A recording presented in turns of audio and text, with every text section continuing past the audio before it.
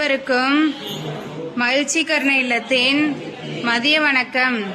இன்று அன்னையர் தினத்தை முன்னிட்டு மதிய வேளை உணவுக்கு உதவி செய்த அன்பு உள்ளம், அன்பு மலர்கள் குடும்பத்தார்,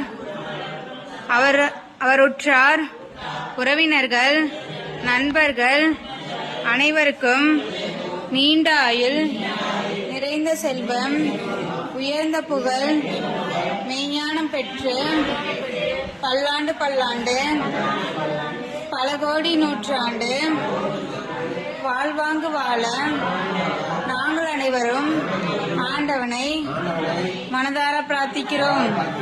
வாழ்க, வளர்க, வளர்ந்தோங்க. ஓம் சாந்தி சாந்தி சாந்தி. ஓம்